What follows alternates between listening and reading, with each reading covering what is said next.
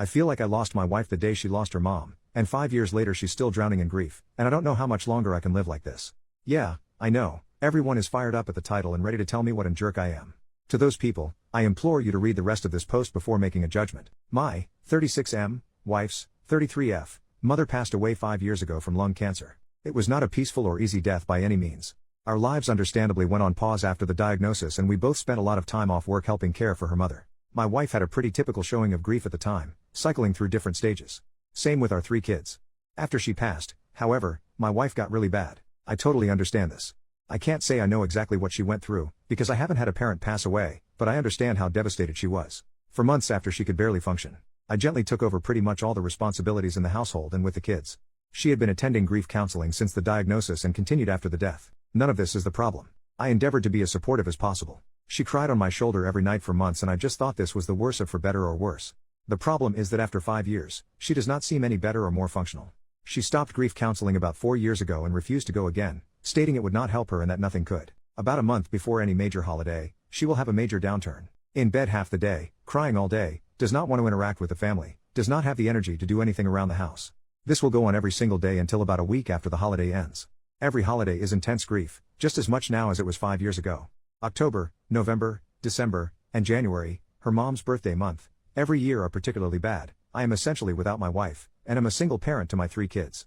Altogether, she is completely incapacitated by grief for about 6 months out of the year, and has been the past 5 years.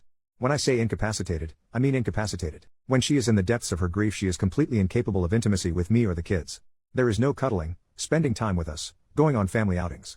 I don't get any intimacy for half the year. I've stopped asking her if she wants to talk about it because she can't get any words out between sobs if she tries.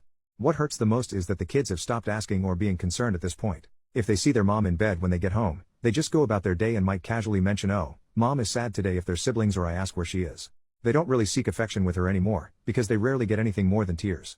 I've discussed this with therapists, my parents, friends, etc., and I know all the rebuttals people have for this, so let me preempt them. 1. She is unwilling to go back to therapy for grief counseling or to see a doctor for depression. Yes, I know she's severely depressed. I can't force her to go to the doctor. I've tried so much. 2. Yes, it really is just as intense as it was 5 years ago. 3. No, I never tell her to get over it or blow her off. On my worst days I just give space and leave her be. Most days I try to offer her some comfort. If you want to judge me for leaving her alone, whatever, but know that I feel like I essentially have caretaker fatigue at this point. And 4. No, she does not have a history of depression, but she does have ADHD. Don't know if that's relevant. I feel like my wife died when her mom died. I would do anything to get her back, even a small piece of her, but she doesn't seem willing or able to move on past her mom's death. I feel awful for considering a divorce, but I don't know what else to do. First update, 2 days later, I just kind of threw that post together as a stream of consciousness vent on my break at work. I didn't go back and look at it until later because I just assumed it would get buried since I've never had anything I posted get any major attention. And, honestly, I thought I was going to get eviscerated in the comments for being insensitive or uncaring. I was floored by the number of responses and really kind DMs I got and felt a little overwhelmed at the idea of responding to them all, so I figured I would post an update here. A few people mentioned I should have her involuntarily admitted to a medical facility. I didn't mention in the original post, but I did ask our family doctor about that maybe a year ago, and he told me that unless she is a threat to herself or others, it's unlikely to happen. I looked this up myself as well, and that appears to be true, for the state we live in at least.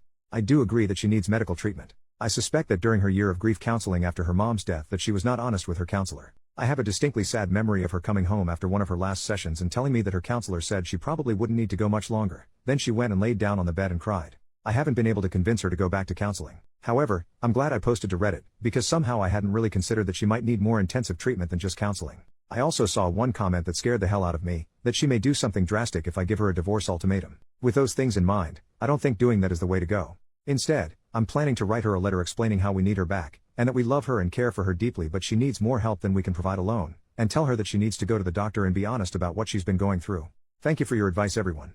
Second update, 6 days later. I wasn't planning to post again but got a lot of supportive messages asking for an update, so here we go. My soon-to-be ex-wife has completely lost her freaking mind. After my last post I spent a couple of days writing the letter to her. In it, I explained that the kids and I love her dearly, and that we're concerned for her.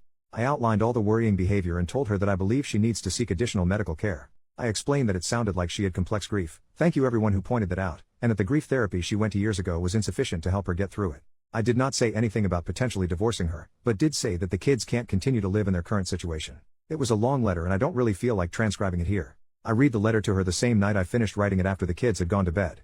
After I finished reading, she just stared right through me, 1,000-yard stare, for probably 15 minutes, then finally stood up and started walking to the door. I panicked and tried to stop her, asked her where she was going. "Can we talk about this? I'm concerned for your safety." She rolled her eyes at me and said in the coldest voice I've ever heard her use, "I hope when your parents die someone doesn't tell you to get over it." After that I didn't try to stop her, I just let her go. I was pissed off for maybe 5 minutes before the panic set back in. I legitimately thought she was going to end herself. I checked my phone and she had turned her location off. I called and texted probably 50 times over the next hour, begging her to at least let me know she was okay and that she wasn't going to do something drastic. Right before I was about to call the police, I got a call from her phone. I answered immediately, and before I could get much of anything in, a man's voice told me she's fine but she doesn't want to talk to you, and then hung up. I felt like I was having an out-of-body experience at the time. I had no idea what the heck was going on. I almost called the cops anyway, but I was disassociating hard and talked myself out of it. I kept calling her phone all night but no one picked up again. After about 2 a.m. it started going straight to voicemail. I barely slept that night. When I woke up the next day she wasn't home. I took the kids to school and daycare. I normally do this and my wife is normally still asleep while I do, so thank God they didn't ask where mom was. I tried calling my wife's phone more all morning but still voicemail. I called her office and asked if she was at work, and they told me she had called in sick. I called in sick to work as well and basically just sat on my couch, trying to get a hold of her while being a nervous wreck. I called my mom as well and asked if she could pick the kids up from school today and watch them overnight. I didn't tell her everything that was going on yet, just that something had come up that was urgent and I needed some help.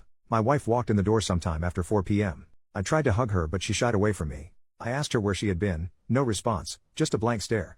I asked her who had called me from her phone, no response, blank stare. At this point I was so frustrated and told her that if she didn't want to explain what was going on, she could get the hell out. I regret saying it that way now, but holy crap was I frustrated. So she started talking, but it was like I was talking to a robot with her voice.